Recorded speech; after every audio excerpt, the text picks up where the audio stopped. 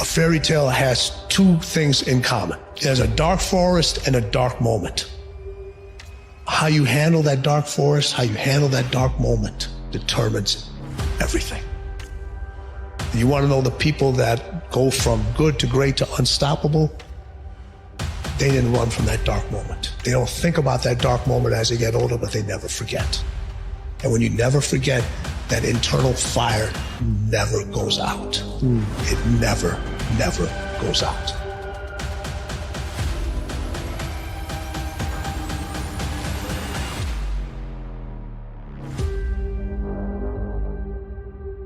The Buddha says, being in a state of pain, anxiety, or in a state of suffering comes from attachment. When you're attached to things, attached to people, attached to identities, attached to philosophies, then you end up being in a situation where you experience pain.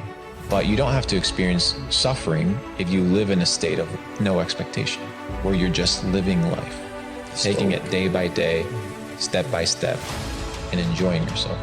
You always have the pain of comparison. It's easy to compare yourself in the age of the internet to other people. The pain of living in the future, right? The pain of what you could be, you should be, but you aren't.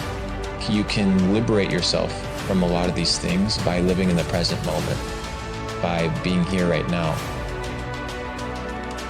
We may not be able to control everything in our outer world, but we certainly can control our inner world. And so it's not so important to not react. I mean, everybody reacts, I react. The question is, how long are you going to react? So if you keep an emotional reaction going on for an extended period of time, you're memorizing that emotion, and your body, as the unconscious mind, is believing it's living in the same past experience 24 hours a day, 7 days a week, 365 days a year. We become addicted to the very life we don't even like. So it's important then for people to realize then, when you have that moment where you have crisis or something breaks down, that you do have control over it, and it's a formula. If you think that everything is too good to be true, you're going to be right 9 out of 10 times. The only issue is that 1 out of every 10 opportunity, that could be the one that could change your life. So optimists fail far more than cynics, but eventually they hit a home run. So always keep your guard up, protect yourself, be street smart, but never fully close yourself off to the fact that you might have a life-changing opportunity in front of you. Study yourself, make yourself better. Don't worry about what anybody else is doing. Learn from them. Don't change who you are to become somebody else. Think about the time that you spend in your life trying to be somebody you're not.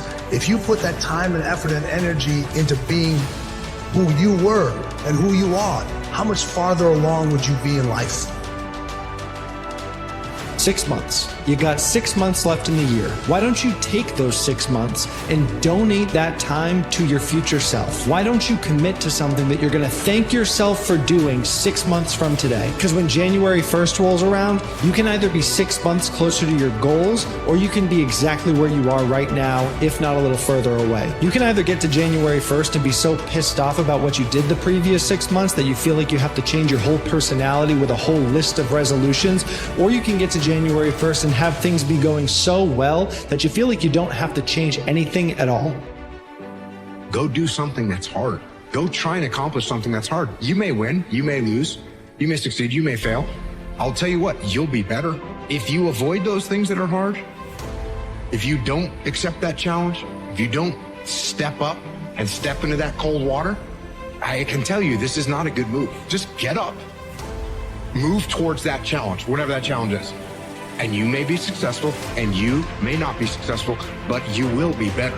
You have to discipline yourself. Go do something. Do the best thing that you can think of. Put the best plan you have into practice. It's not going to be perfect, and it will change along the way. But it will change partly because you become disciplined pursuing the path. And as you become disciplined, you become wiser. And as you become wiser, you become able to formulate better and better plans. All of us, nobody's perfect. We failed too many times. We have so many uncertainty in our life that we have to be capable when we are down to stand up. It's part of the journey, it's part of the process, it's part of our education. In my case, I learned the most when I'm down. And it's good that these certain moments happen. Because when you are in the top of the wave, you don't see under what's going on. It's good to have problems. It's the only way that you can improve. You losing. And you're not losing because you're a loser. You losing because you focusing on losing. That's all you focused on. What do they think? Believe in you if you don't believe in you, and you losing. And you losing because you're overthinking everything you do because you got to get their approval to do it. So I need you to start doing what winners do. Winners focus on winning. Winners focus on scoring. Winners focus on dominating. Winners focus on showing up. Winners don't care what losers think about them. And winners don't care what other winners think about them. All they care about is winning. So do me a favor, you a winner. Start saying what you know and what you understand. And I promise you, if you start focusing on winner, you gonna win. Losers lose and winners win. It's time for you to win. Don't let complaining conquer your life. See if you can't drive it into a small corner. That's the season of summer. Nourish your values like a mother and fight your enemies like a father. Even if you have to fight the enemies that are within yourself. Make this note. Don't become a victim of yourself. It's possible to become a victim of tragedy. It's possible to become a victim of gossip. It's possible to become a victim of the things that happen out there, but here's the most important thing. Don't become a victim of yourself. Forget the thief in the alley that's after your purse. What about the thief in your mind that's after your promise? People say you have to have a lot of passion for what you're doing, and it's totally true. And the reason is because it's so hard that if you don't, any rational person would give up. So if you don't love it, if you're not having fun doing it, you don't really love it, you're going to give up. And that's what happens to most people, actually. If you really look at the ones that ended up, being successful, unquote, in the eyes of society, and the ones that didn't, oftentimes it's the ones that are successful loved what they did so they could persevere, when it got really tough. And the ones that didn't love it quit because they're sane, right? Who would want to put up with this stuff if you don't love it? So it's a lot of hard work, and it's a lot of worrying constantly. So you got to love it. You got to have passion. You have to become the kind of person that can push through the hard times. Most people can't do that. No matter how long it takes, keep going. No matter how much it hurts, keep going. So you was placed on this earth for a reason. You weren't meant to be average. You were meant to excel. You gotta understand that this grind is meant to make you who you're supposed to be, a dog. A little grind ain't never hurt nobody. Stop being soft. Let's embrace it. Most people cannot push through the challenging, the draining, the frustrating times that make everybody else quit. So you have to build yourself into someone who has the discipline, the fortitude, the grit, the perseverance to push through the hard times, to become someone who is literally incapable of quitting.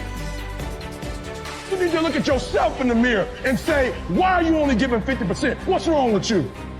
You need to put yourself on punishment. You need to tell you no more TV, no more snacks, no more desserts, no, we working out now. No more alcohol, not right now. I can't handle it right now. You need to tell you that you owe you something. I don't look at failure as failure. I look at failure as your first, second, third, fourth, fifth attempt. I look at them as attempts. Because when you're trying to do something that's bigger than you, whatever you are, you didn't fail, mother. That was your first attempt. We give so much power to words. I don't. I take the power right away. I didn't feel stupid. People will tell you things based on their experience, but they don't know anything because everything is subjective. They don't know who you are or what you've been through. They tell you they tried for their dreams, but it didn't work out, so they gave up. And they discourage you to chase yours. But you need to do that for yourself because nobody knows what will happen. And even if it doesn't work out, there's still something to be learned in the process.